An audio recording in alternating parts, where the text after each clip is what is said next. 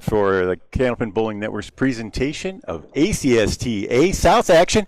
We got a doozy for you. On your left, you see our past champion, undefeated 2023 champion, Justin Waters. And we have our newcomer, our second to latest newcomer to the league. We'll tell you more about that later. Luke Marvin, who's going to be bowling fitting the role of the home bowler. Justin Waters is going to be going first on lane 5. Carrying his 128 average. We have I'm Bob Lee, and we got a special guest star, Ryan Drago in the house, fresh off his match with Chris Parkinson. Yep. Hello, Bob Lee. Thank you for having me. It's so good to be here at Bogey Lanes in East Brookfield, Massachusetts, where you'll witness Justin Waters, a former ACST champion, against the newcomer Luke Marvin, house bowler here at Bogey Lanes. Hey, Justin Waters' first pitch. Left of the object, takes out 6. That looks like the 1, 3, 6, and 9. The wood probably won't hurt, but won't help much. Yeah, so right at the head pin, go into that 1-3 pocket, try to cover the shot. Oh, okay. Everything but the 6 pin remaining. Probably just a tad too full on the head pin there.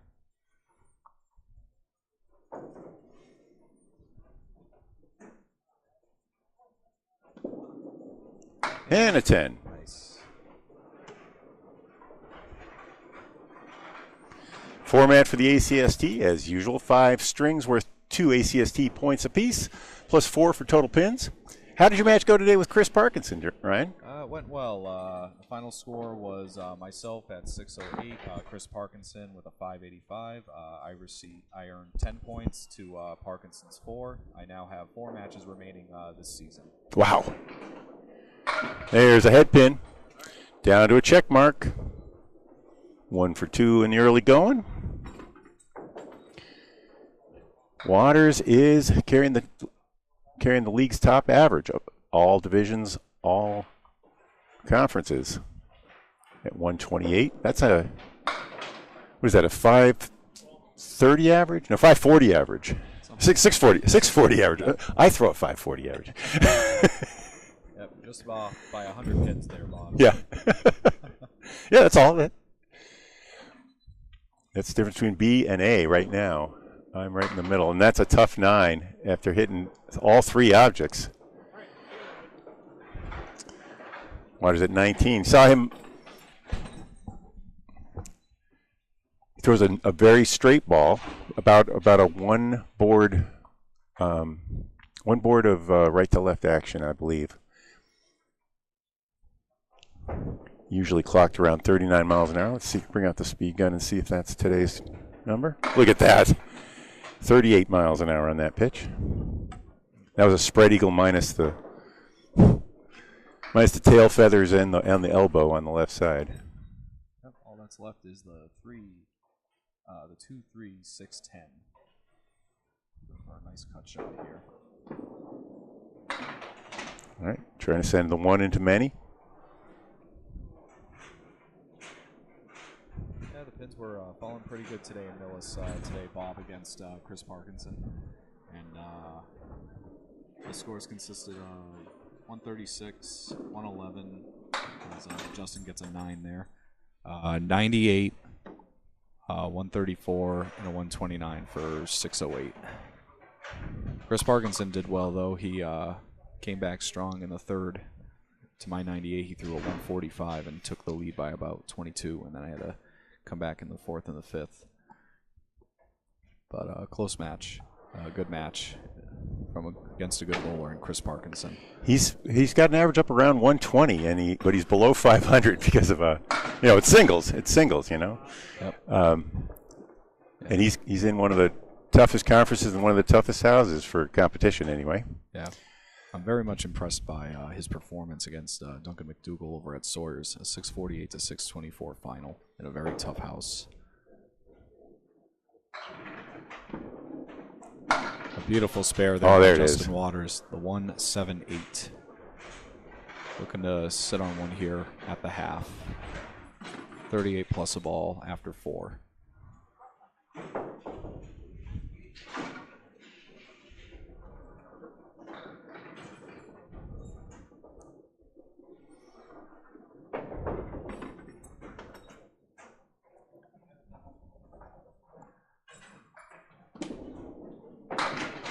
Just off to the left. 2 of 5 on that set. That's not as usual on the head pin accuracy.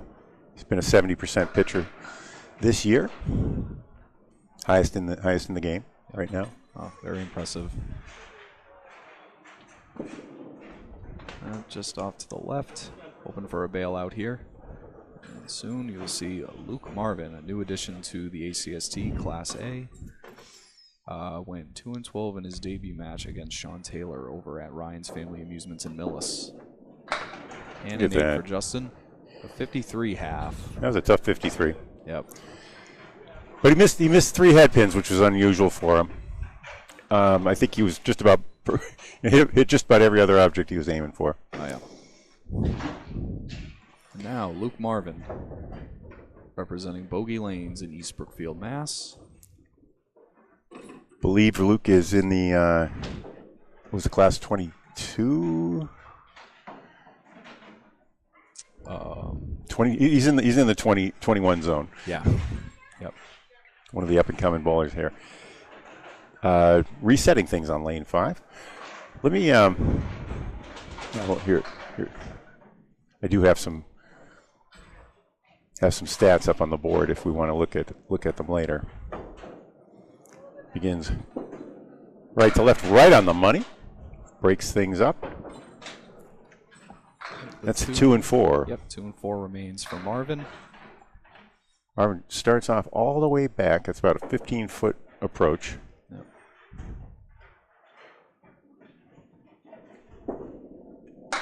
And a spare covered. Nice job by Luke. Usually, Bob, if you see a lot of bowlers with big arm swings, you expect them to have those very long approaches where they're all the way in the back. I see it a lot in Justin Waters, Josh Daly, and Aaron Fontaine have very long approaches. Oh, working ball there, just off to the left, but he carries 7 on his fill, leaving the 1, the 3, and the 10.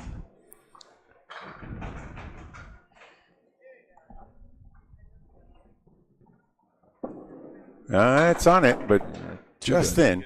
Just a little too light. That happened a couple of times at Millis today. Had the spread eagle and played like the inside of the 2-pin, and it just danced around and only took the 2-pin.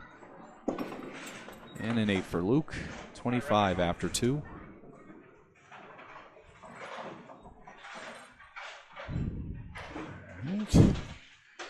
So here, I'll just quickly flip over to the standings. Go back and forth, but you can tell us how your match today.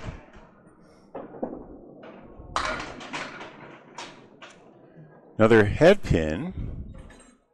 Yep, another routine 2-pinner here for Marvin. This time, though, it's the 3 and the 6.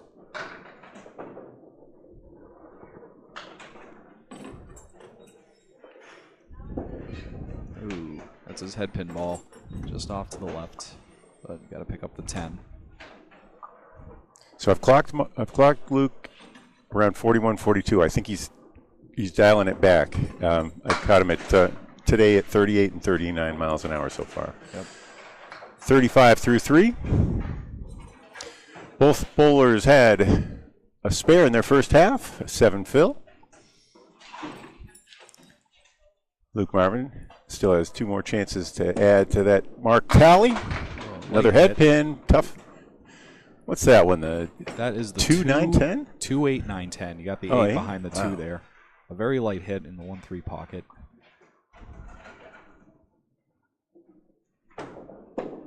He's going to give it a run. Wow. Yeah, I think he had to be a little flush on the object, as if you're punching the half Worcester. But a good attempt by Marvin. How'd he hit the 10, though? That was a darned if you do, darned if you don't. It's a good 9 out of that, though. So 44 through 4 for Marvin. Looking to mark here at the half.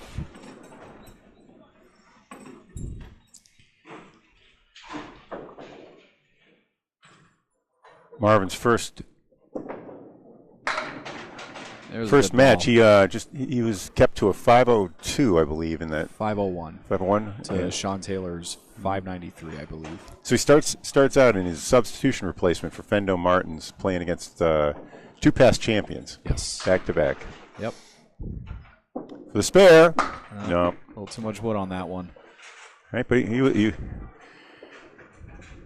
will have a lead if he can knock this one back. And he does. And it.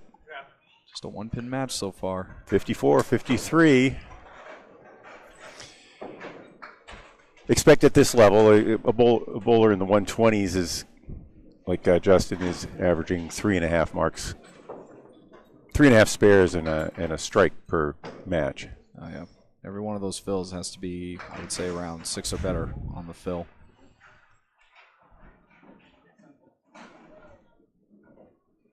Justin Waters back up on lane 6. Oh.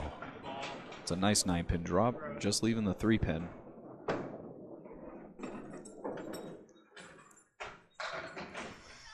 A few months back, Bob, I actually recall watching one of Luke Marvin's leagues here at Bogey Lanes, the every other Monday night league here, and it was on this very pair where Luke threw his high single of 183, ending the string with a triple strike in the 10th. I think that was just a misfire. I don't think that wood was in the target. 183? 183. 10 there by Justin. Yeah, I think his score sheet for that is up against the bulletin wall there, next to all the articles. Some of my articles, actually. That's right. Are you still stringing for a couple papers, or? Oh yeah, yep. Been doing it for almost 2 years now, and I enjoy it. It's a lot of fun, and I also do a weekly column for Candlepin League News. One of the leagues I cover is actually the Monday night doubles here at Bogey Lanes. Waters' first ball in the 7th on the head pin. Wants that split to break up, but he's going to leave the 3 and the 4. 4-6, 4-7 in the early going for Waters on the head pin.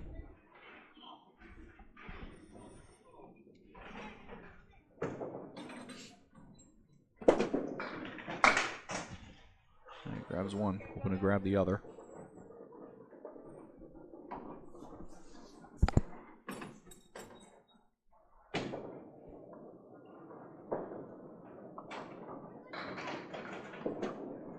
And a 10, 73 through 7 for Waters.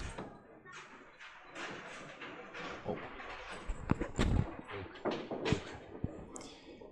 Waters is second right now in the ACST in perfect boxes, has a 63% perfect box rate. Trails only Jeremy Seaholm who's at 66%. Perfect boxes, any 10 spare or strike.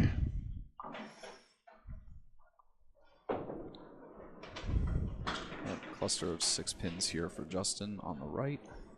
4 horsemen plus the 5 and the 9.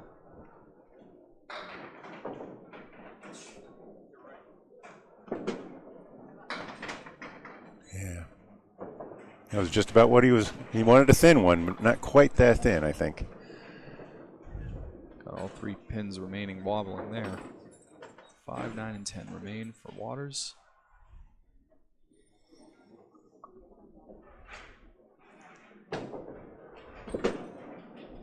Nice 10. Nice 10.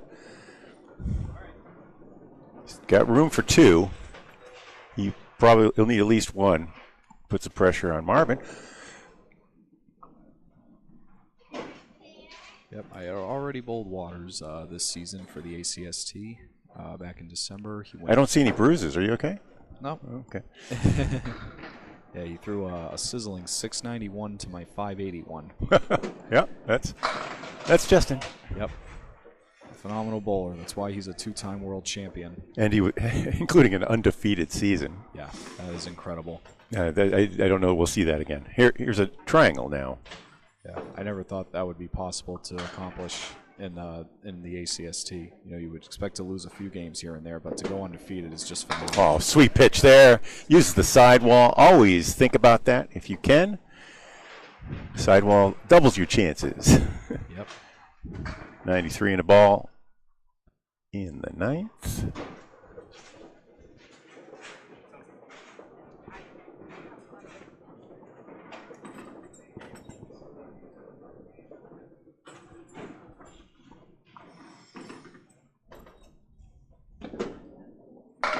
Nice ball there by Waters, but leaves another split with no wood to help. The 4-7-10.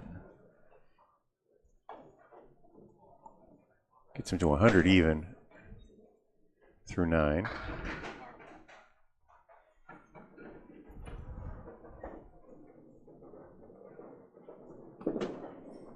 Oh. All right, so. Just sliding by. 4-10 remain. 108 for Justin Waters to begin the match.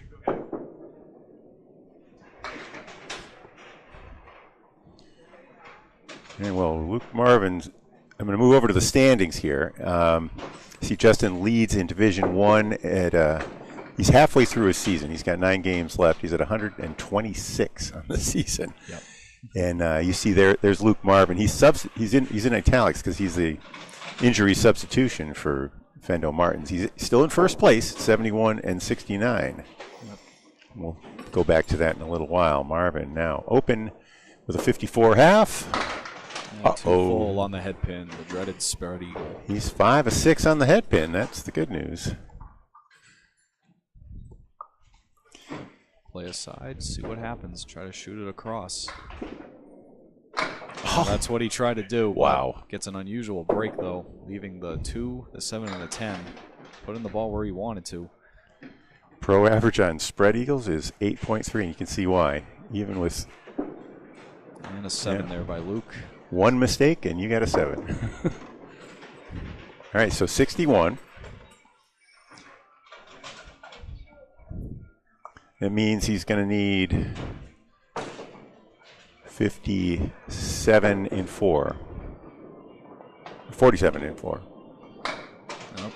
Okay, there's a $1 donation. I'll be making that to Candlepins for Cancer on behalf of the bowlers. Next time I see Paul. Every time I call him, I take care of the ones I call. Yeah. Work. No. 4 horsemen left side remains and the 10 pin on the right. Looking for a big out here. Big news. Still a little early to announce it formally, but I'll let the viewers know. We're going to be coming out with a merchandise store. There's a nice pitch. Yep, that's a good out by Marvin. He's at 70. Must mark situation though. He can still pull it off with a big fill. I think he's going to need 2, though, to be sure. That's good news, though, Bob, about the merchandise store. Yeah, 30% of the proceeds will go to Candlepins for Cancer. The rest, I mean, we don't know. Okay, 2. That's $2, Paul. Yep, good job, Bob. That's 5 overall because of the past matches I've done. Actually, this weekend I'm going to be covering tomorrow night, Friday Nite Pro League, but Paul is going up to Maine for the States, and I'm going to be with Steve Kelly. Yeah, I haven't been to the place yet that he's going to, the Saco Valley place in Freiburg, Maine. Marvin looking for the out here. It's going to take 8. 78 through 8 with 2 boxes to go. So you can see he needs 30, so pair of 15s, basically. Oh, yeah. He can do it with a 10 and a 20 box. But to tie. Oh, yeah. Just off the head pin, the 1-3-7 remains. So Marvin, who was 5 of his first 6, missed 3 head pins in a row just now. Trying to play it on the inside between the 1 and the 7, but just off. Okay, 10 tends to be tend to avoid the double strike. Yep. In any situation, whether you're down or up, pinning is key. There's an 8 there by Marvin with 1 box to go, 86 through 9.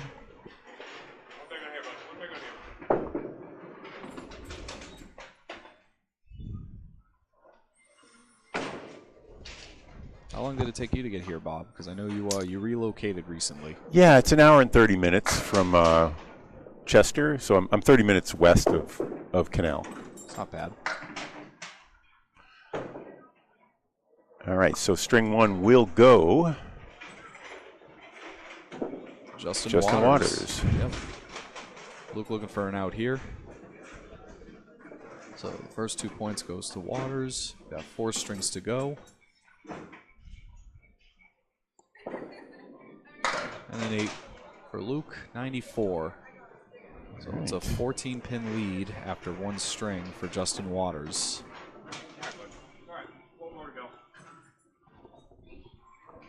Welcome if you just joined us. That was Ryan Drago. I'm Bob Lee. Candlepin Bowling Network. We are in Bogey Lanes. About to see the start of the second string between Justin Waters and Luke Marvin. Luke Marvin, an injury replacement for Fendo Martins, another Western Massachusetts bowler. By the way, Ryan, are you been following the progress for the Western Mass ACST next year? Honestly, it's the first I've heard of it. I heard there was like a little bit of interest building up. I just didn't know if how many bowlers have committed to it, or if it's going to be like strictly Western Mass, or is it going to be part of the ACST? Well, where are you living first? I guess I should ask, because you've been around. I'm based out of Warren, Mass. Okay, so you're in the zone. I think it's 15 minutes from here, from Bogey Lanes. It's not official yet. As Waters splits again with he's now 7 of 11 on the head pin. Oh, good bit there, but didn't get enough on the right side to cut it over. 8-pin remains for Waters. Obviously, it depends on who signs up, whether we can have 1, 2, or 3 divisions out there, whether they're 8-man divisions, 16-man conferences. Nice 10. Yep, depends on averages. I mean, the success of the ACST has led to a total of 6 divisions now, A through F. Yeah, and, F in the north and E in the south, right? Or yep, is it vice versa? Something like that. F in the north, but get enough interest, you can definitely get one for the south as well. But there's a lot of good bowlers here in Western Mass, or Western New England for that matter, who are perfectly capable of competing in the ACST. Oh no! Oh, still working though for Waters. It would help if that too would fall, but it's not quite pointed right either. He's got to think about it now. Yeah, I prefer if that wood was like pointing right at me and not to the left of me. So he could have swept it over, but it looks like he might play the 3 to cut shot into the 2. Oh, he plays it off the wall. What an offer. But the 3 remains. That one wouldn't count as a spread eagle, but it is a spread eagle variant. Anytime you have the 2 and 3 standing, it's like it's a spread eagle of sorts. There's a 10 there by Justin, 20 through 2. Fantastic pinning.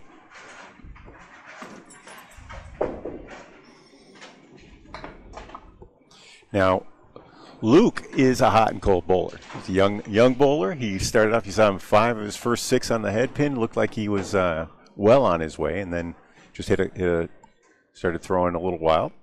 I expect we're going to see him come and go like that. Mm-hmm. May see doubles and triples along the way. Yeah. No, there's a nice ball there by Waters. No split this time, just the 10 remains. Now, any bowler, at least in my experience, any bowler has those hot and cold moments, and then usually later in the match you tend to like figure your mechanics out, and then you just feel a lot more comfortable. And nice pitch Waters, there. Well, Waters gets the spare. 30 plus a ball. 2 frames to go at the half.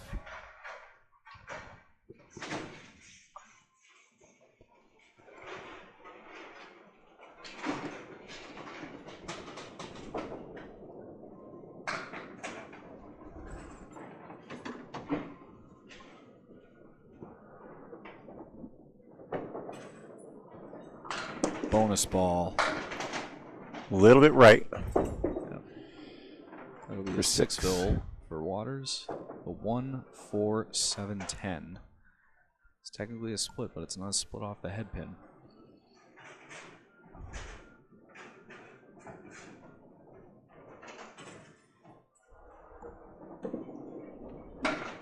Oh. A good offer, but the 7-10 remains. I don't think that wood was any help though, Bob. Yeah, right. I call those washouts when you've got a split, but you didn't take out the head pin. Yeah, I actually made one of those in my match today against Chris Parkinson. It was the 1, 3, 6, and 10. Cut it over nicely for a spare. Okay, well, first pin left standing, 45 for Justin. After 2 10s, a spare, and that 9.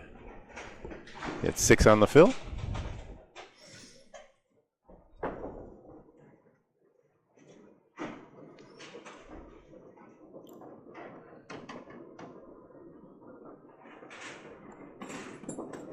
Nice pitch there, right on the money. 1-2 pocket, 1-3 pocket. I'm sorry. 4 pins left standing. I was having a hard time hitting my singles earlier today against Parkinson, but I was still managed to make a couple. But that's one of the keys to the game is you need to pick up those spares. A 55 plus a ball at the half for Justin. Luke Marvin now back up to start his second string.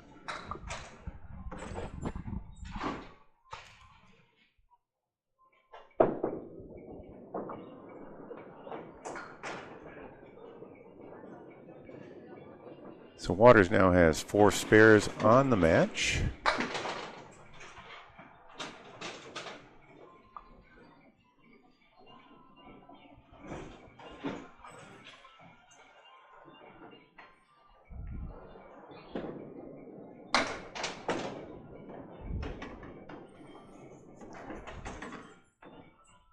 Marvin had 1 spare in the first with a 7 fill. That was actually in the first box. Remember, he had a 2-pinner.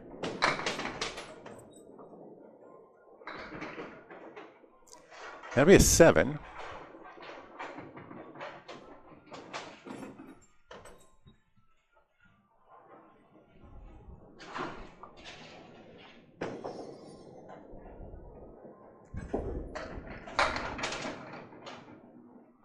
Everything but the 1 and 6 there. That's a baby washout. not a split. Unless you take the head pin. That's what he's trying to do, but it's just too flush on the head pin. All right, he's see where he's coming back into his zone. I'm tracking his head pins to back it up, so it's just not my feeling. But he was 5 of his first 6, and he's missed 6 head pins in a row. And now you see he's getting back on his object. He just made that 10. Let's see what Luke can do now that he's zoned back in.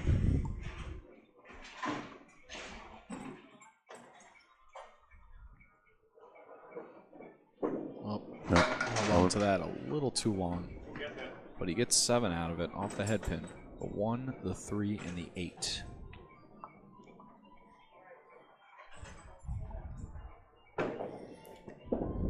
That's it. Whoa! Nice spare there by Marvin. One time being flush on the head pin actually helped carry 2 extra pins. A spare in the third there for Marvin, matching the spare in the third by Justin Waters.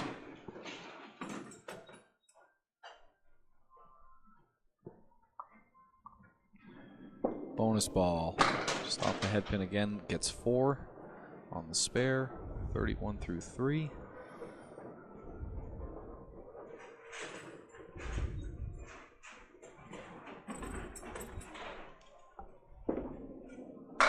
Waters, a nice bid there, but leaves the 7 pin.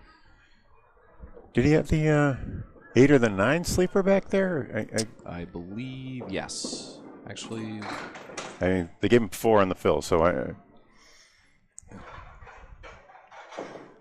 right, that was another 10. Yep, 41 through 4. Hoping to match the spare here with Justin Waters here at the half.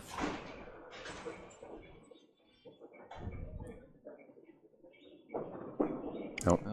Just a tad too long. I think he's just hanging on to it just a tad too long. Sort of swung through. He was shooting right a little bit at the end of the first string. Now he's coming across. Back on the head pin. There it is. There it is. Gets a break there. Wonderful spare there by Luke Marvin. 51 plus a ball. Down 4 in this string. He was already down 14 going into this string.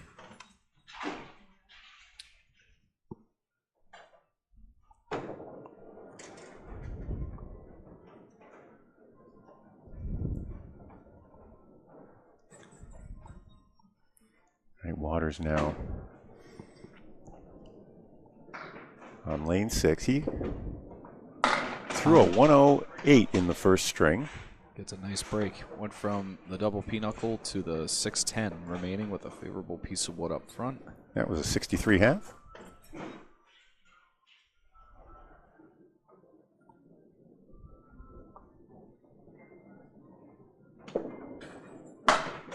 And Waters covers it. Oh, yeah!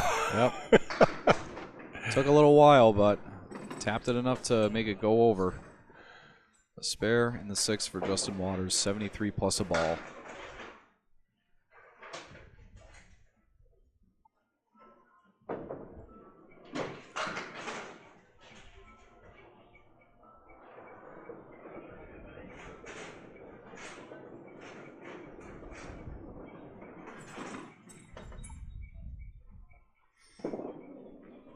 Back on the head pin. Another 8 fill. Yep. Another 2-pinner, but no wood this time. The 3 and the 6.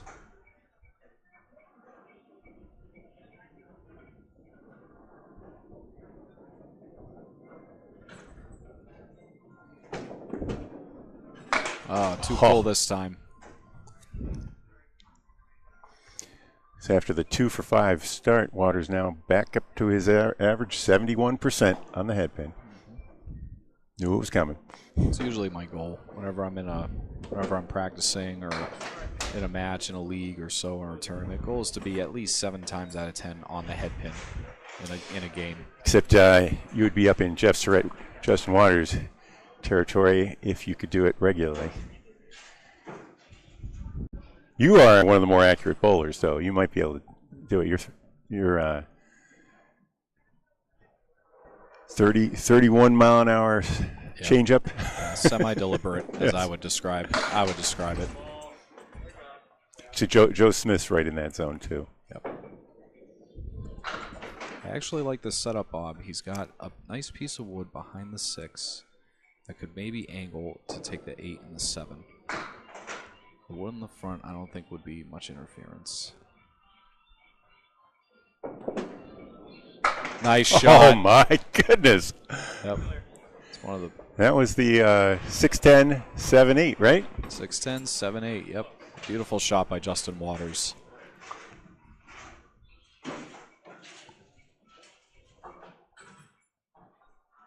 Makes you feel good in your bowling when you make shots like that.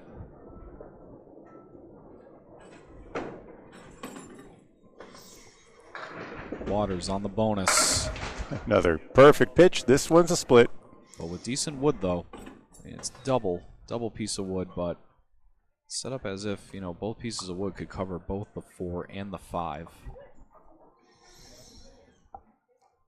All right, somehow, yeah, the one on the left is not quite covering the 5. The one on the right obviously doesn't cover, so you have to hit both of them somehow, right? Yeah. Without them splaying. Yeah, that is the 4th split off the head pin for Waters so far this string. Oh! Gave it a run. You'd think one of them was covered, but... Yeah, that was a banana shot, right? Where the pin crosses the other pin while it's spinning. Yep. As if it were a banana. Waters gets the 10 there. Playing the left side piece of wood, and the 4 and the 5 are covered. Gives him 119 through 9 with 1 box to go.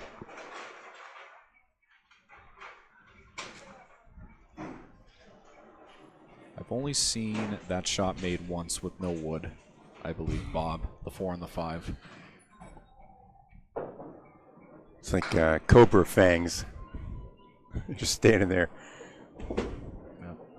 Scaring you. Another head pin. That was ends up being 15 for 20 after going 6 for 10 in the first. So that was 9 head pins in that. The only one he missed was on the spare fill in the third. Tad too light on the object pin. The 5 remains. Justin Waters will be just a tad over his ACST average with a 129 here. Oh, you knew he was going to hit it, did you, huh? I just knew it. Because his average is 128.3. Oh, yeah. Yep. Good call, right? I Good called cry. it, yep. Pretty good at calling shots before they're made. I think I've asked this question at the alley a few times. Who do you want throwing a single for you if your left arm depends on it? Yeah. And more often than not, it's Justin. Oh, yeah. I mean, if I were to pick which single pin I like the most, I would say it's the 5 pin. Marvin on the fill. That was a beautiful pitch, but didn't quite break things up in the back. Yep. 58.5. He's got favorable wood to help him here. So go to the red line. Should cover all 3 pins. Yeah! That's just what he did. See, I'm good at calling my shots again. All right. You keep Nostradamus here, Ryan Drago.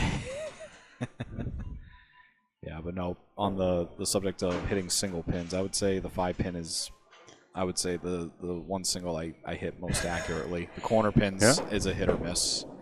It's funny. Oh, dear. Okay. Just 2 fill there for Marvin.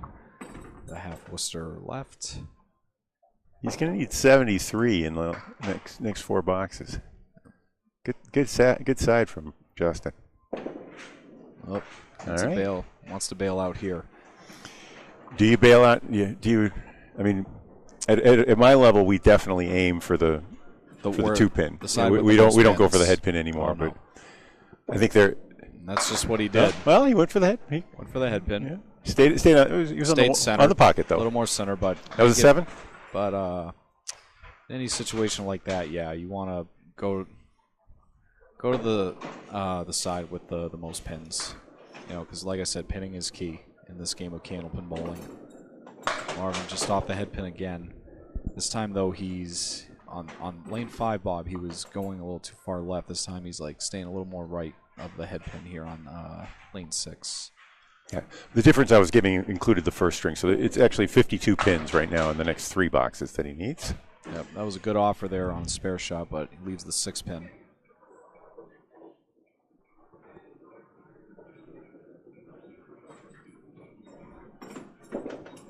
And a 9 there. Probably wants to remember that ball, though, when he hits the head pin. 2 boxes to go here. It's a double mark situation.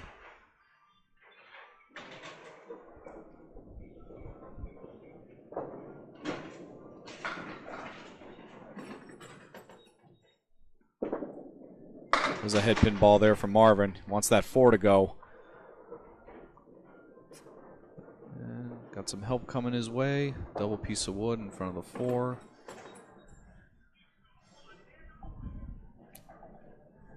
You never know with double wood here. Tip it? No, he was trying to tip it in there. Right side tip, but just had a little too much in line with the 10-pin. 10 there for Luke. 96 through 9, 1 box to go. And real athletic delivery there. I mean, you don't. At my age, you don't want to move that much because you're not sure it's going to move the right way. But 1, 2, 3, 4-step approach, and a lot of speed and a lot of thrust coming from the toes there. Yep. What it really comes down to is your timing. You know, if you have a lot of speed, you know, you put into your ball as you walk up on the approach, you just got to have that control to, you know, really time it out so you can put the ball where you want to. That's why I always, you know, felt more comfortable doing a semi-deliberate approach. All right, that's a 6, and that'll be a 102. Increases Justin Waters' lead to 41 after 2 games. I'm going to set this box aside.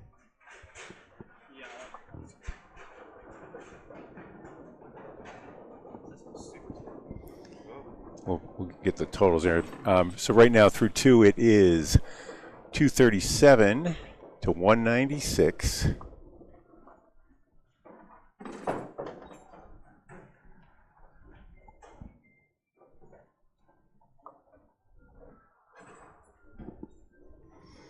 Waters had 4 spares in that side. Luke Marvin 3.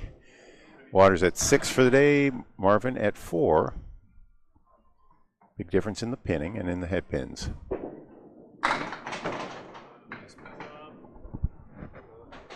Nice ball there by Justin Waters, leaving the 5 and the 8 with 2 pieces of wood up front.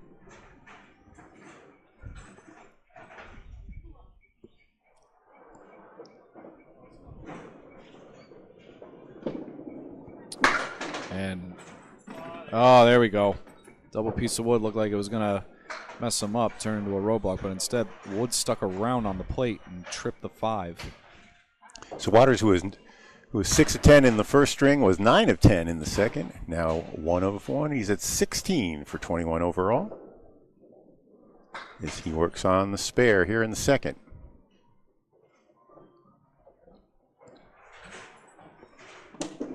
Yep. Back on the head pin, trying to break up the split. Leaves the 410. Good fill. Fill of 8. The 410 with a piece of wood angled in front of the 10.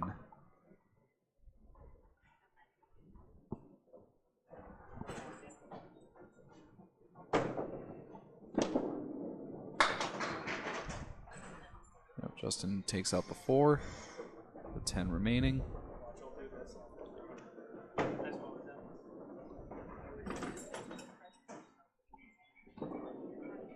And he covers it.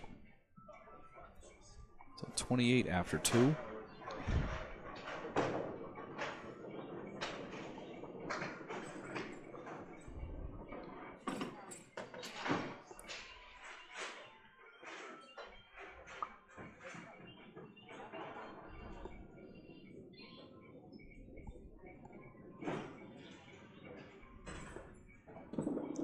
Justin Waters on the head pin again. This time he breaks up the split. Almost left the 610. He's got a nice piece of wood right at the 7.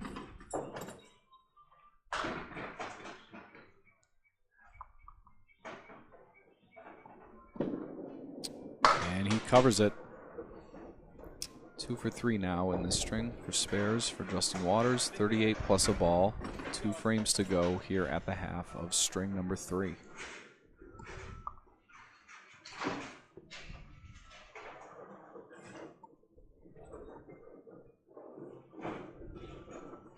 A 2-time world champion. Oh. That time he caught a little too much of the head pin and he leaves the spread eagle. And he's a run of 10 in a row for him, by the way. Head pins. Going back to the 4th in the second string. Oh. It's one way to take out the 2-3. Yeah, how did that happen? I guess you hit it on the Just played thin it, side, yeah. Played it on the right side, got a good kick off the wall, and brought the 2 over to the 3. And he leaves the double pinochle. And he bails out nicely with a 9. Those of you who don't know, the double pinochle is an infamous nickname Steve Bronchuk from King of the Palace gave that shot. The big 4. The 4, the 6, the 7, and the 10. He's at 51 through 4, 11 over. Yep, to this day, if Aaron Fontaine's watching, we still call it that every time it pops up on the lanes.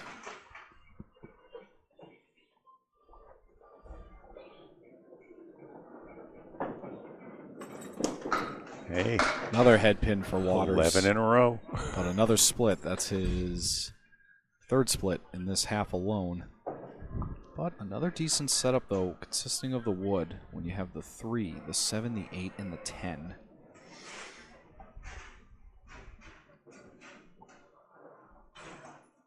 How are you bowling, by the way, Bob, in B South in the ACST? I got a 109 average at the moment. I let things get away from me at Wakefield. Hadn't been there. Only been there once before. Tough house. Yeah, well, it's actually a pretty normal house. But what's happening is the pins are falling forward. They don't knock over the back pins after hitting the sidewalls, which is weird. I mean, you see that effect a little bit at Canal. It's way deeper. You know, that was a 60 half, and 5 for 5 on the head pin for Justin Waters, who's now 20 for 25 on the day.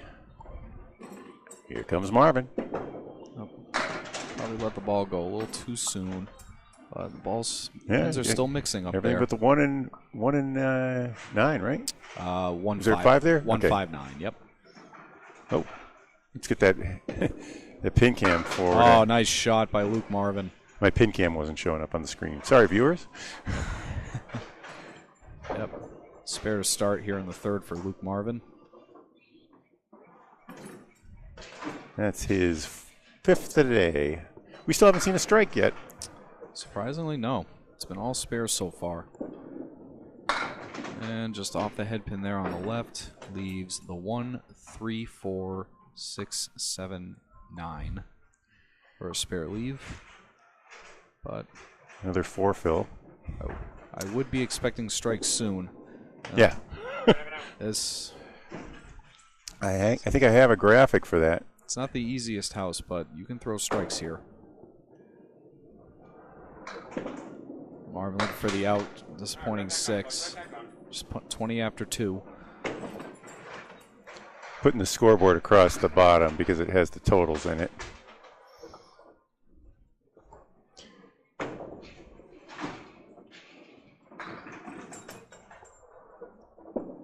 Marvin, break out your wallet, Bob Lee. Okay, $6 total. 3 from Luke Marvin for.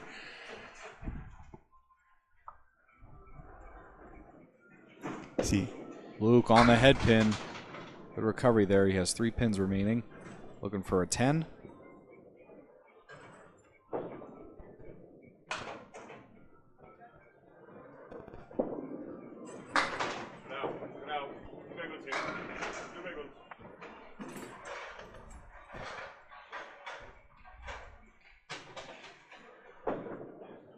$29 through 3.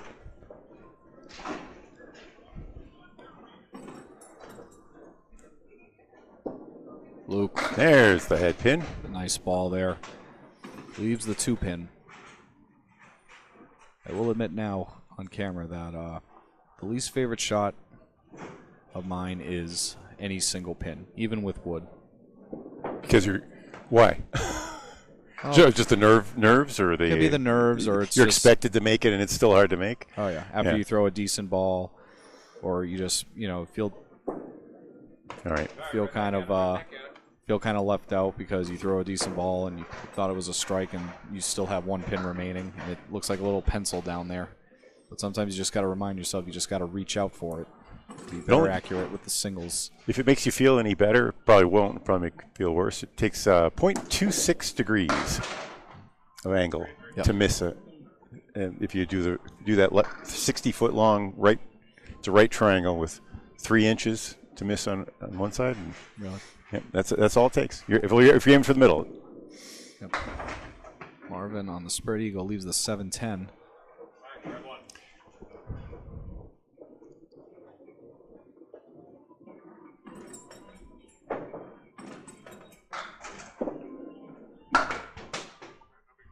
All right, and a 46 half for Marvin.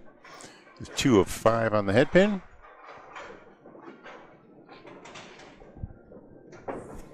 Now Justin Waters working on a string of 12 in a row head pins. Yeah. If you look at the scoreboard down below, you see the ACST points. He's up 4-0. You see the total score. He has a 55-pin lead in the match. 15 here in string 3. We are at the midway point of 5. Yep, another head pin hit for Justin Waters, leaving the 2, 4, and 7 for a spare. Piece of wood right up front. 21 of 26 so far. For Waters, it was 2 for his first 5. And Waters covers it. Another spare there. That's his 3rd spare in this string. And yep, so far no strikes. It's been all spares so far. This 9 match. Spares, yeah.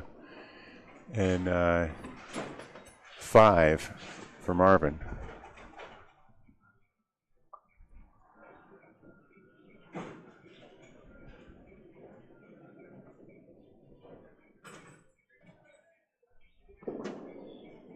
Another head pin for Waters, but only takes 5.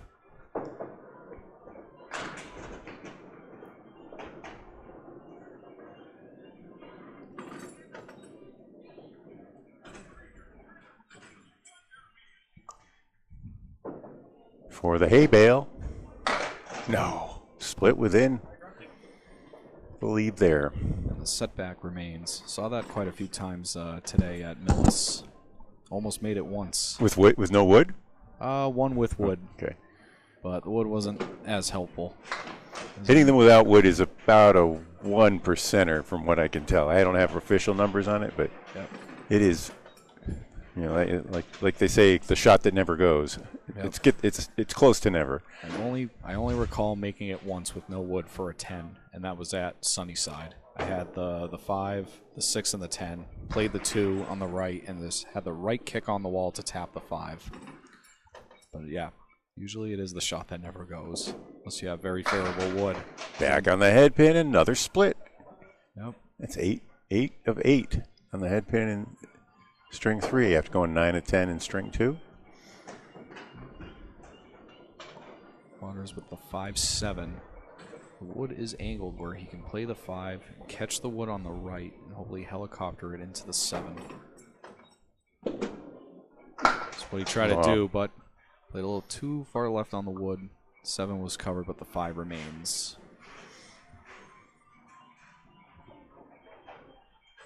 Justin Waters, who, by the way, recently won the Pro Series doubles knockout up at Bogey Lanes alongside Danny Harris. That's right. As another 10. They were also the winners of Money Match 12 and 13. And you got taken out in Money Match 14, though. Kai Hunt and Sean Morrison. Sean Morrison, right. Who are going to be defending next Saturday. I haven't put out the formal announcement next Saturday against Sean Baker and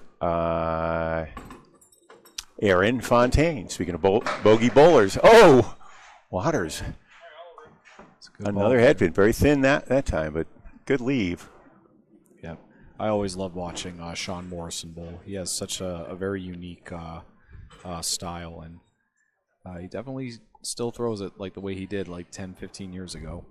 It's interesting. One of the things he said, because there's a spare there by Justin Waters. Beauty there. 104 plus a ball after 9 with 1 box to go.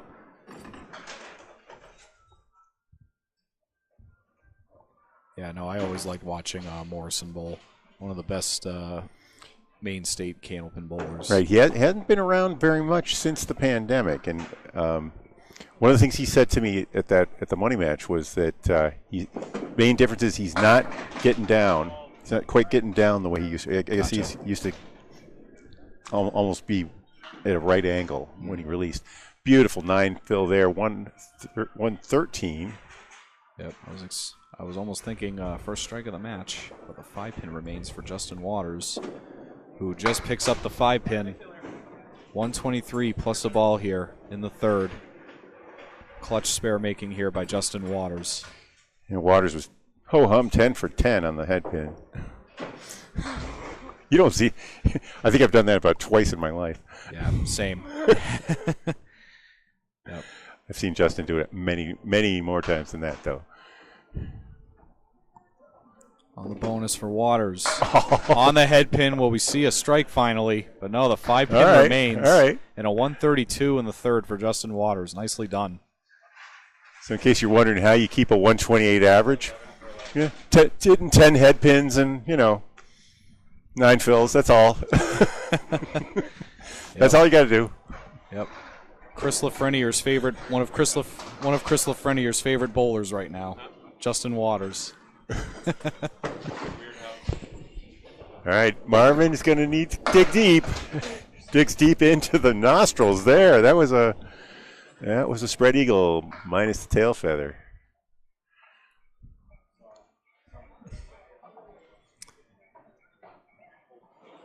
Marvin trying to send 2 into 3. Finds the bunny hole instead.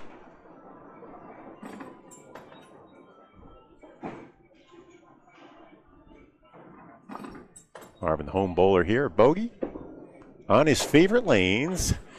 Takes a 5, 51 through 6. He had a 46 half. Bob Lee from the Candlepin Bowling Network. Bringing this live. I'm recording it because it seems like our signal is strong. I have not gotten any error messages. Marvin now back on it. Swings, shakes, but we're still looking for our first strike from either bowler.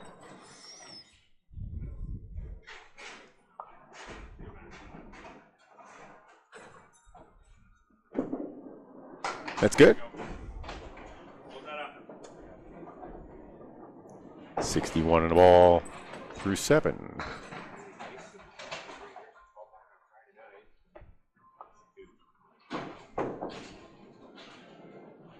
Trying to get to Justin Waters is 132 here in the third string. Gets 4 on that fill. That's a third 4 fill.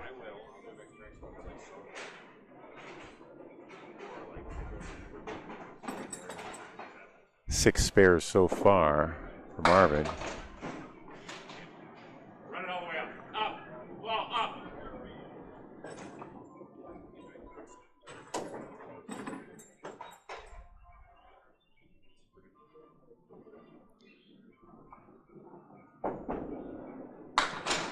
And that was 10.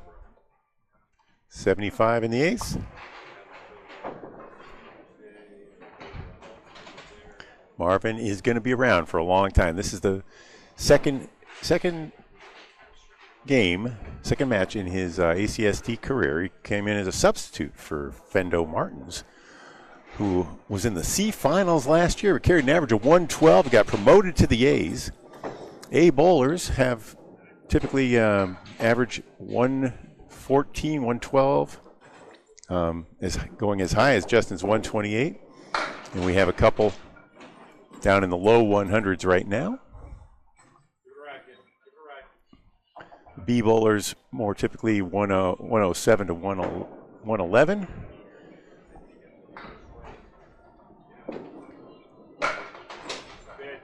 C bowlers around 104. D bowlers around 100, and see the E bowlers in the 90s.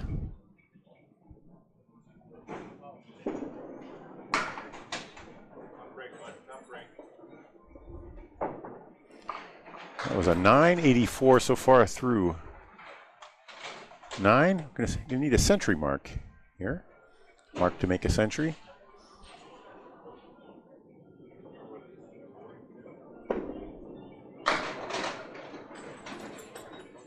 A little thin, but he didn't deserve the 710. All right, 2 pieces of wood on the right should carry across. It's gonna be tough to get the ball to go back and carry it across, but let's see. Nice pitch, swing. Messenger made it 80% of the way there, and then gave up. And that would get 10 and a 94. Justin Waters now leads 6-0, 3 games to none. By a total of, it was a 369 through his first 3, 290 for Luke Marvin. You can see the tallies below. 79 pin lead overall.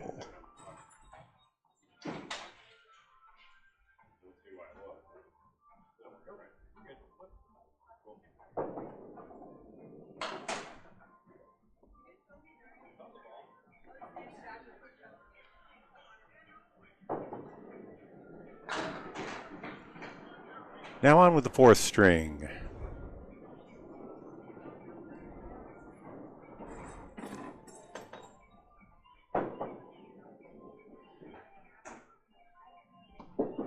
Waters misses the head pin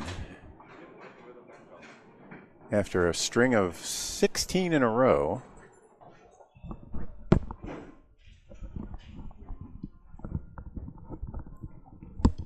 Leaving the 6-pack. Plays it on the outside and almost takes it. Yep, what was that? That was the no head pin? The two pin fell. Yeah, no, it was his first miss in 16 boxes on the head pin.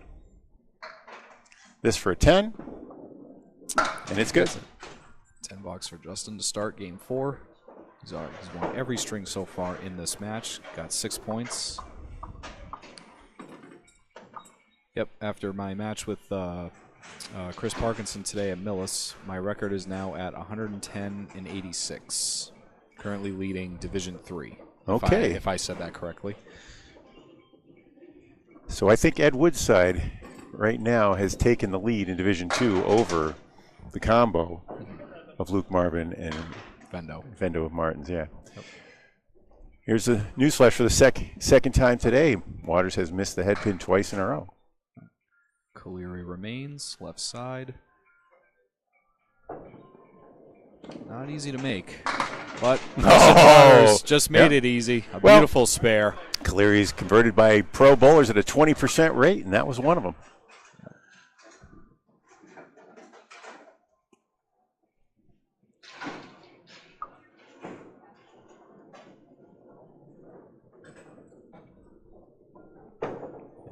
Two-time world champion and an ACST champion. And the current Friday Nite Pro League. His team, though, is in a tight one. I'm seeing a couple things. I see Academy, too, coming back into form. And Exeter's looking great despite Jonathan Boudreau and Eric Pelletier's injuries. Yep. So that Friday Nite Pro League, as Waters makes his spare. Yep, no strikes. It's been all spares. It's been a spare match today. We are on to game 4. It's been nothing but spares for Marvin and Waters. 13 for Waters. Yep. 6 so far for Marvin.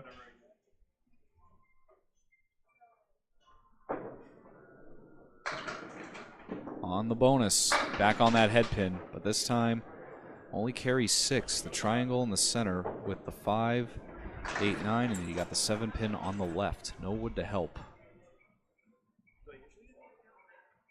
Gives Waters 45 after 3. Waters trying to play it on the right side, but just missed the 5 pin, which was the object pin there in that shot.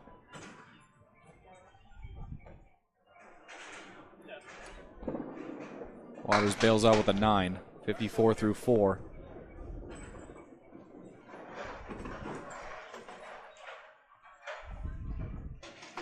So I'm thinking about this lately. My USA post-pandemic the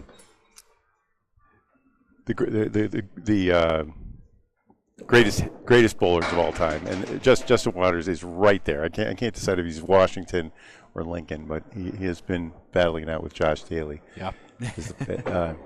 with little Tim Jalbert in there. Yep. Yep. No, one of the best singles competitors in the game today, alongside Josh Daly. Another spare by Waters, 64 plus a ball. But like Waters, Josh Daly, got to throw in Aaron Fontaine. Aaron is making noise, especially lately. He was a little quieter 3 years ago, but this past year he's been one of the few to have his average up over 125. Oh, yeah. And Luke Marvin now starting his 4th game. He's on the head pin. Got a working ball there. The 4 and the 7 remains. Got Jonathan Boudreau and Dave Barber knocking on the door too. But yes, it's the Waters undefeated ACST performance, 2 world championships. Oh, yeah! He got away with it. Used all of it. A sigh of relief on that one. Not the piece of wood you thought he would play, but thankfully the other wood was there behind it.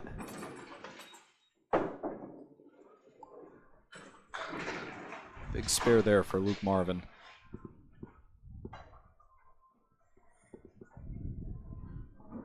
Looking for a mix there. Only takes 4. That's his fourth fill.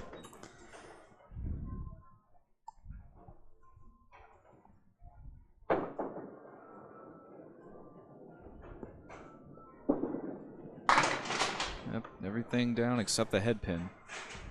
Yep, when I bowled Justin Waters here in December, I was only able to salvage 1 win off of him. Took 2 points during his 691 series.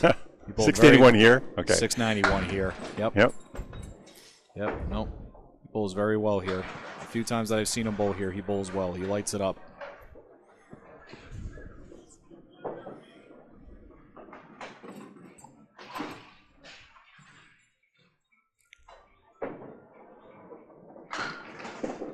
Marvin just misses the head pin.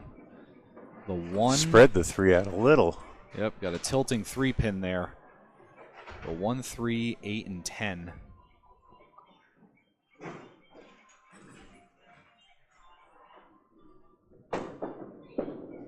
And he just misses.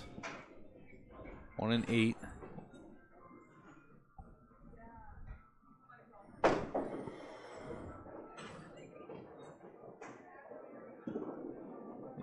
39 there for Luke, 33 through 3.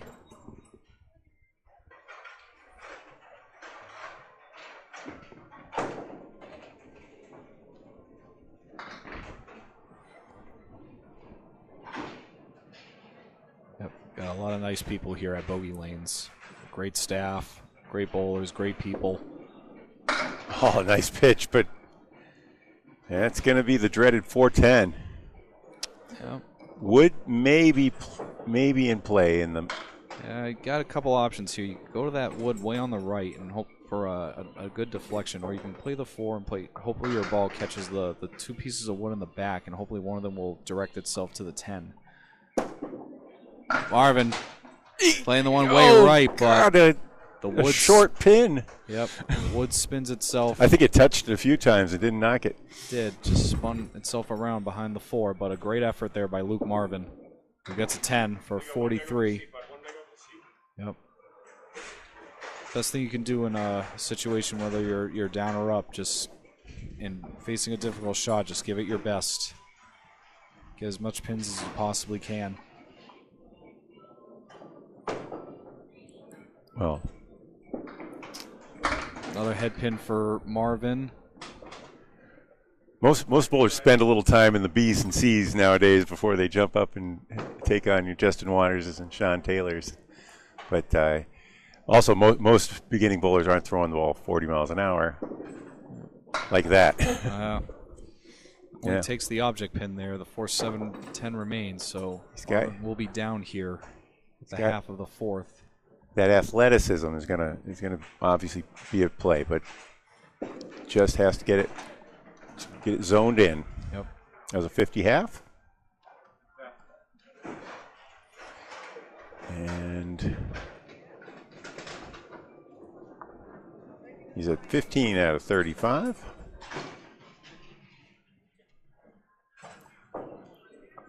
Waters is at 28 out of 35. At 80% on the nose. Those are unofficial. Best I can tally while I'm keeping score. Here it comes. Waters, another head pin, leaves the diamond left. That's a 6 on his spare, so that gives him a 70 half.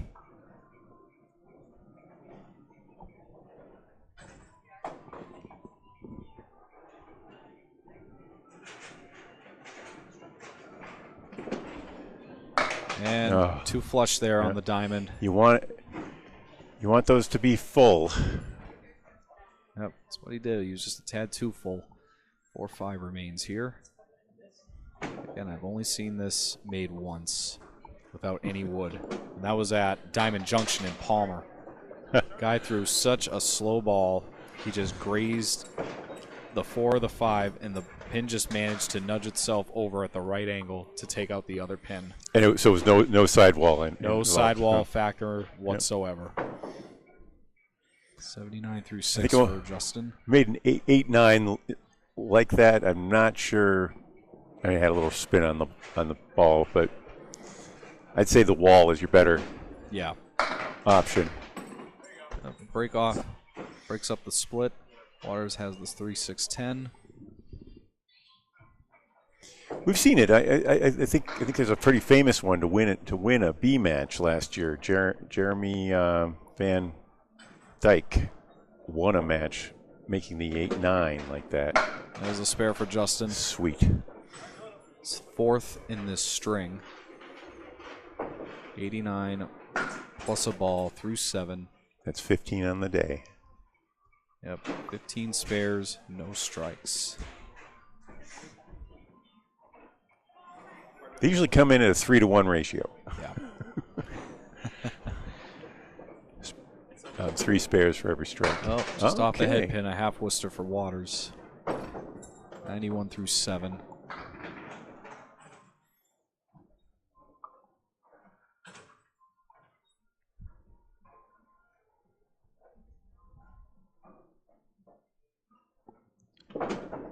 Waters grabs the head pin, but he leaves the 5-7. Okay, after the 70 half, he's 21 over through 7 complete.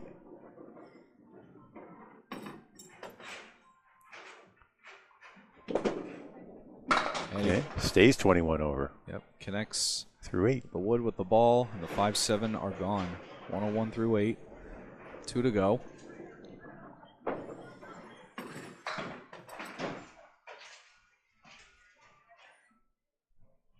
Orange pin in the head pin spot. This is a money shot on league night. Yep. Oh, and Waters almost makes the money shot, but the 7-pin remains. That's probably at least the 3rd or 4th time I've seen a near strike by Justin Waters here today. This one is almost a perfect guide. I think there's a place where he can miss it if he really tried. Yep. The guide Doesn't get it. Yep. That guide serves him well. Gets a spare there. 111 plus a ball. Certainly on pace for a 600.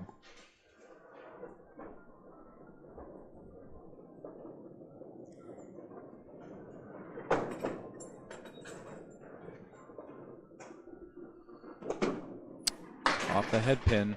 Very rare. All right. Well, he's 30 through 40.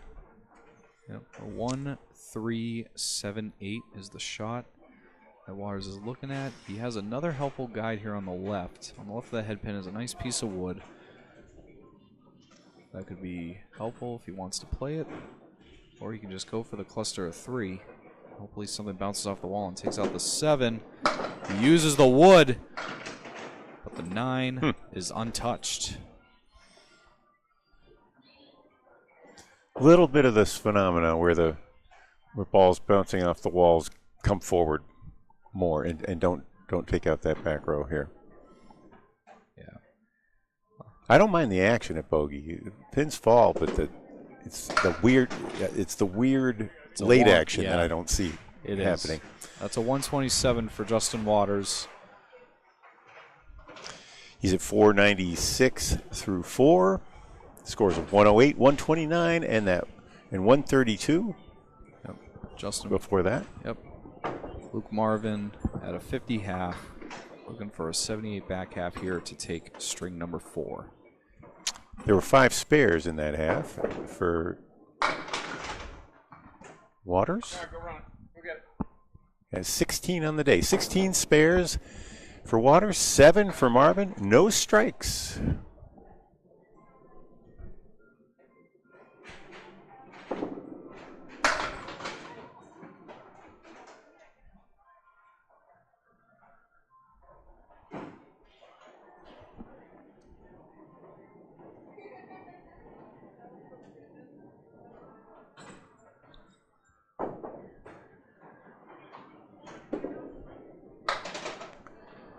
That'll be a 9 in the 6th, 59 for Marvin. ACST A action coming to you from Bogey Lanes. Here you see the standings. Luke Marvin's first pitch here in the 7th. On the 3-pin has the 1, 2, 7, and 8. Wood's covering it nicely. Just makes that 2-pinner should roll.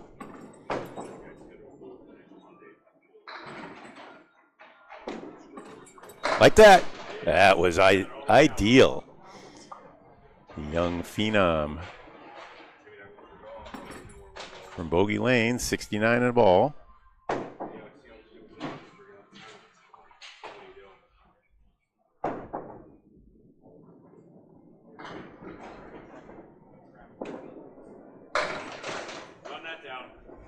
All right, 7 on the fill.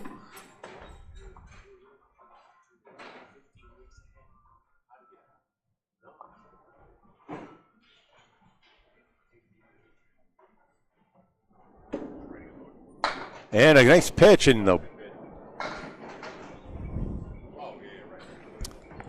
That was the 2-pin, skipping past the 4.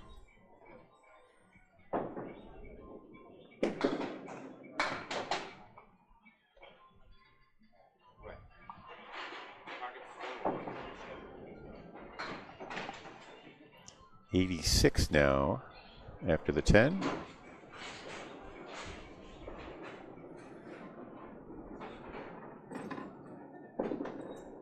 Oh, nice throw there, and Splits it up.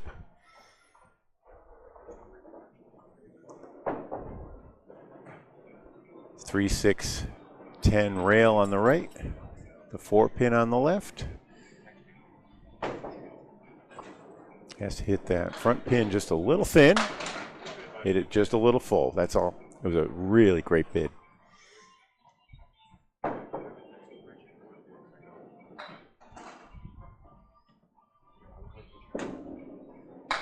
And another 10, 96. Seeing the control ball from Marvin now. Love to see him explode. But he is 31 behind, and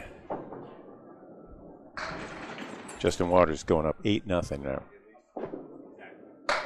As the fourth string is official.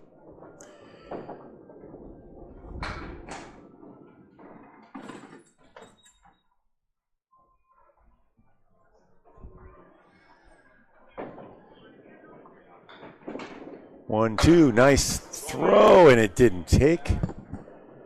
Tagged the 7, but didn't take it down. You can often get the ball to ricochet. That varies from house to house and from ball to ball, frankly. That'd be a 9 and a 105. And you can see the totals.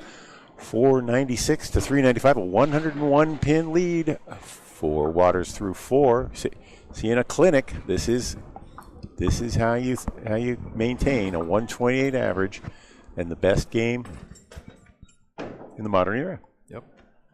Steady bowling, you know. You kind of want to find that 75% on the head pin, 30 for 40. Yep. You have a good second ball where you're covering your spares.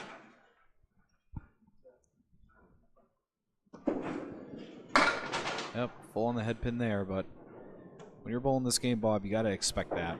It's really hard to throw the exact same ball, the exact same first ball, because every time you hit the head pin, you're going to usually get a different result. You're going to come in a little full, you're going to come in a little light. Sometimes you're just going to come in. Oh, nice pitch. Yep. I've asked, I mean, virtually all top pros aim for the middle of the head pin, because you just cannot aim for the pocket.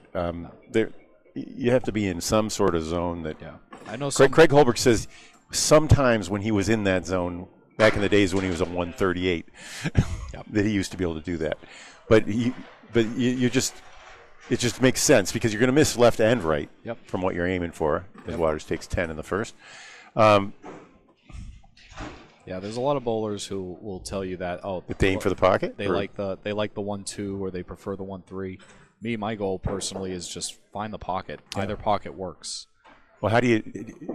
But you don't want to aim for the pocket because if you miss the pocket, if you miss to the right, then you're getting a half Worcester. Yep. I always say like that's the goal. You know. Beautiful 9 drop there. You know, go for the head pin, but like catch some pocket. You know. All right. Looks like I think all that wood is good. Let's see. Yep. That was the one. Yep. Good pick up there by Justin Waters. Another solid 9-pin drop and a spare. Spare number 17. Yep. On the day. Yep. 17 spares. No strikes. That's right. No strikes. But as most people will tell you, this is predominantly a spare game and a pinning game.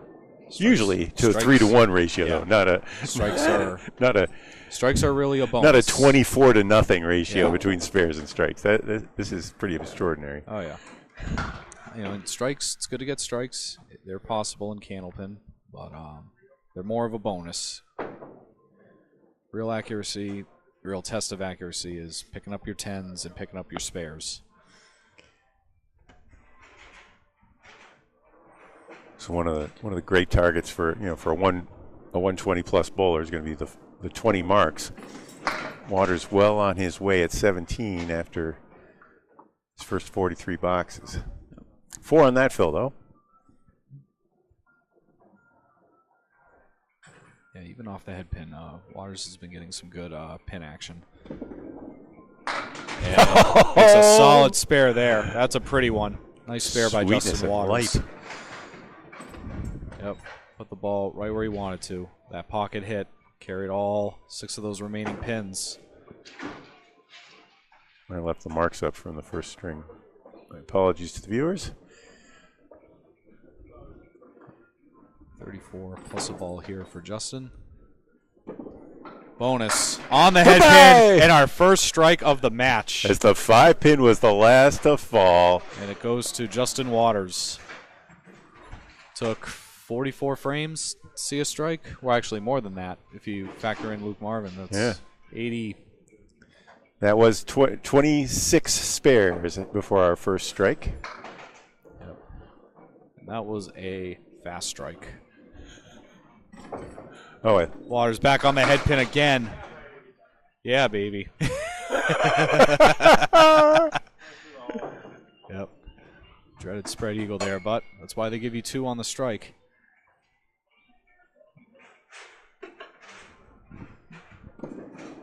Waters trying to cut it over. Will he take it?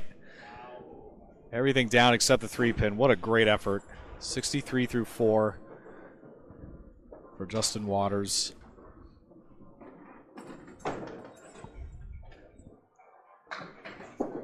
And a 10 box, 73 half.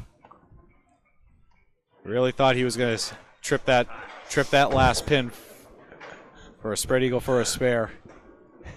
If you're wondering why I shouted, yeah, baby, it's because Waters did first.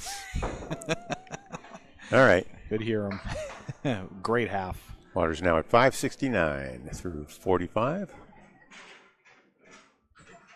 Luke Marvin starting up his last string. Just takes out 3. MK. I believe that's what that's called, right, Bob? That spare leave? Oh, no, I don't go with MK. What do you? Oh, where that's what does I've that? always heard it being called that. Because there's an M in there, and where's the K? Sure.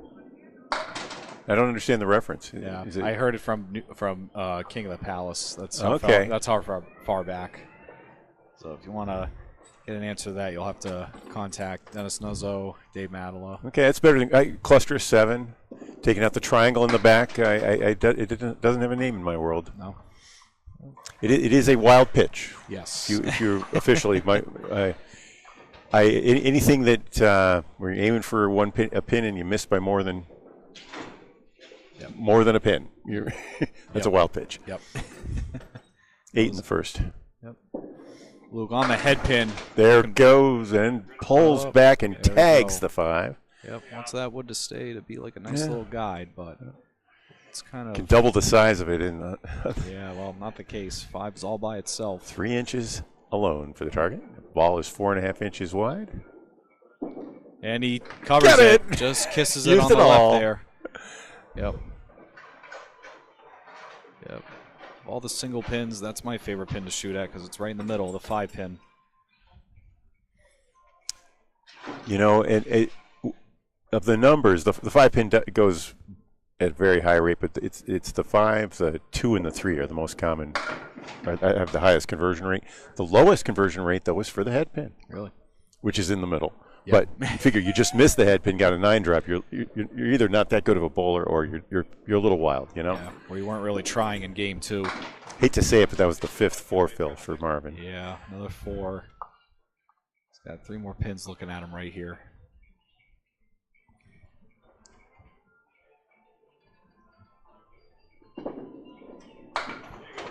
Good 9. 31 through 3. Yep. Marvin getting doubled up on the marks. 19 to 9 so far. Looking for 2 big ones here. Give something Justin to think about. On the head pin. Check mark right. 19. Got Nate Fontaine on lane 8 warming up. Aha. Got league later tonight here at Bogey Lanes. Everything down except the 5-pin for Luke. Good bid. Nothing touched.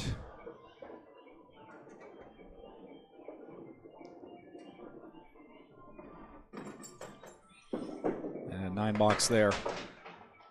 Looking to mark here in the 5th. He's at 40.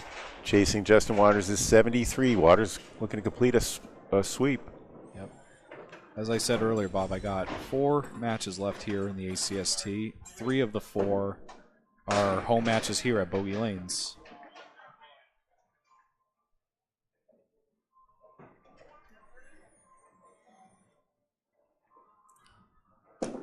Marvin off to the left. Okay. So he's 19 of 45. Actually, I missed his last. He hit the head pin in the fourth box. No, so he's 19 of 45. Going for an out here.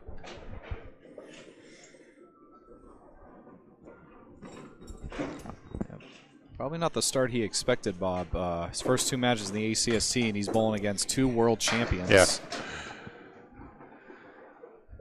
That was a 45 half after the 5. Yep. Sometimes, at least in my experience, when you're going 1-to-1 against some of the best bowlers in the game, that usually brings out the better bowler in you. Makes you want to concentrate harder. Give them a run. Here you see the total strikes. Justin Waters just 41 out of 45 strings bowled coming in today, so he's now at 42 through.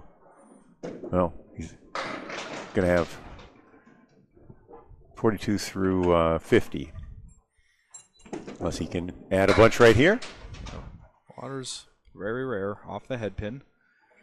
But a Caleri left, which he made the last time he stared at the Caleri. See if he can make it again.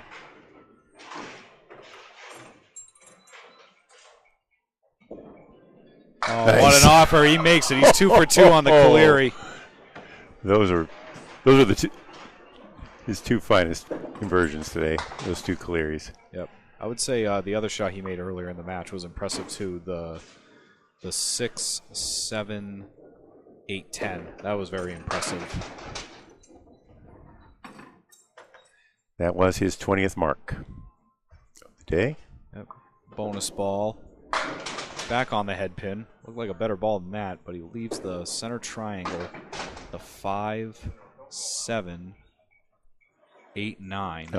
The piece of wood that. And it's straightened out into a bad place. Yep. More harm than good here, but play the triangle and just get the right bounce. After all the pins connect, maybe carry the 7. It just slides by the object.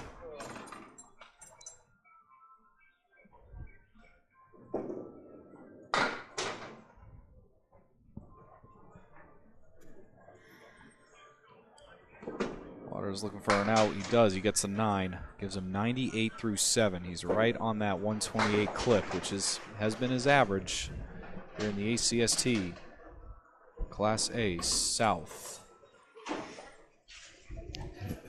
We have the totals down below. I've left them up. I used to like a low horizontal scoreboard. I've been convinced to use the vertical one because it doesn't get in the way, but now I've got both. I don't know what that means, but the pitch is right there. Yep, that was the that's the 8 pin. Yep, stood great up. ball by Justin Waters.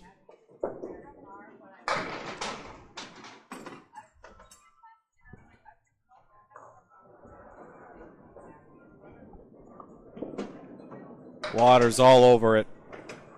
Phenomenal spare shooting today here at Bogey Lanes. That was his 20th spare to go along with the 1 strike. Yep. Phenomenal bowling by the world champion.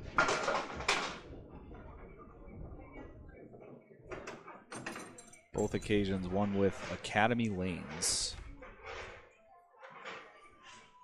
Corey Packard, Oh, Nick Norcross, Jeremy Seaholm, Danny Harris, Yep. Josh Daly, who joined just this past year to help make them even more dominant. Yep. Phenomenal team, phenomenal bowlers, good group of guys. Spread Eagle on the fill puts him at 112 through 8. See if he can make it this time. He's got wood this time. The rare Spread Eagle that has wood. Yep, just off the object pin that he was shooting for, the 2 pin. Looking for an out here. Setting himself up pretty good though.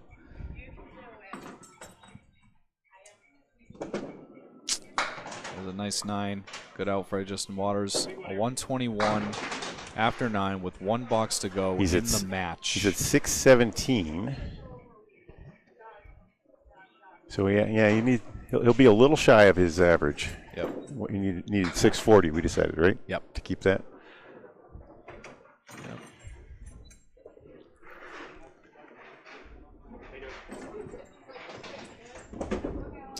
Just off the head pin, half Worcester. I have a 640. Yeah. That's just it. One in my life. Yep. Yeah, you got plenty of bowling left in you, Bob. So, well, you bowl that roll away. I think you'll get some 640s in there. Nice pitch there. What an offer by Justin Waters. Leaves the 4-5-9. Waters ended up being 37 of 50 on the head pin, 74% today. There's an 8 box, a 129. Which is better than the Channel 5 average after winning a qualifier. You know, Channel 5 bowlers were the guys that threw 730 or something like that to qualify. That ended up being a 129.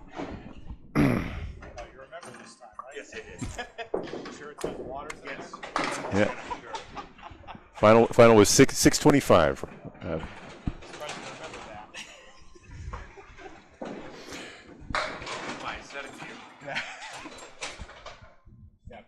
I initially messaged you, I'm like, I just noticed this. All right. Marvin, decent look here at the 1-2, and that was the 8 in the back. It's good. There's a spare there from Marvin. 55 plus a ball after 6. Yep, Justin Waters goes 625 today at Bogey Lanes. How about a good fill here? How about it? Oh, what a ball by Luke Marvin. Looked like a hammer, but he leaves the 4-7 for a spare. 63 through 6 now. Wood out of the way.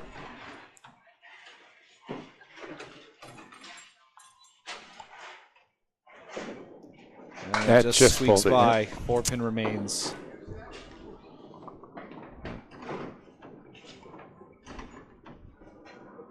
Luke hoping to mark out here. Let's try to give himself some points. All right. If not, it's going to be a 14-0 day for Justin Waters. Yeah, that 129 is now, he's going to need 52 in his last 3. That's 57. 57 in his last 3. Yep. Just off. Only takes out 3.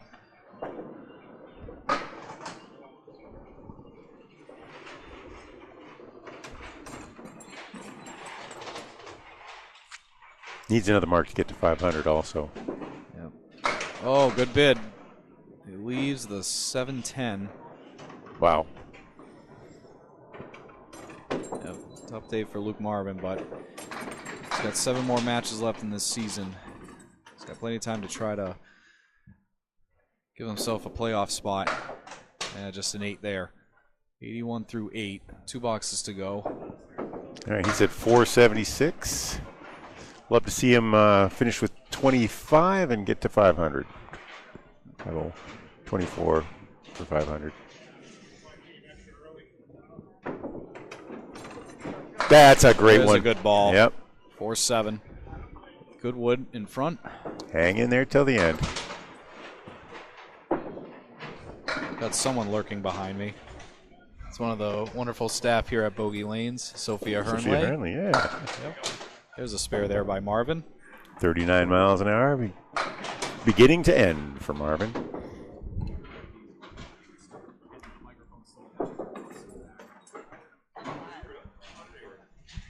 Three spares here in the 5th and 11 overall in the day. Marvin back on the head pin. Yep. Oh, carrot. Oh, no. Somehow the wood managed to go in between the 3 and the 9. So he's got to punch this out like it's the half Worcester for a spare. Not easy to do. Oh, off the wall. Nicely done. What a way to end the match here for Luke Marvin. And fittingly, he will break 500. Yep, 109 plus the ball here. 1 ball to go. Just ran into a buzzsaw on Justin Waters. A 14-0 day for him. Will he get a strike? Yes. Yes. So he was All able to right. match 1 strike that was thrown by Justin Waters earlier. So we were able to see some strikes today. A 119 for Luke Marvin to end the day. And you can see the score, the final tally, 625 to 514, and that makes it a 14-0 sweep for the champ. Nice finish. You see, that's the Luke Marvin we're going to see moving forward. Ryan, thanks for joining us. Hey, It was a Bob, thank you surprise so much that for came in. asking. I'm glad I did. Always welcome you and anyone else. Anyone else who wants to make their debut also. Yep. Usually we do it. We don't do it in the A's, but we'd love to have you cover us. Hey, it's always fun. It's good to share the input Yeah. and share the spotlight with just the bowlers and get to watch some phenomenal bowling. Takes me back to when I used to watch it with my father all the time. That's so right. it's always good to hop on the mic once in a while. Okay, so for the Candlepin Bowling Network and the Atlantic Candlepin Singles Tour, I'm Bob Lee. That was Ryan Drago. Congratulations, Justin Waters, and 14-0 over Luke Marvin. 625 to 514.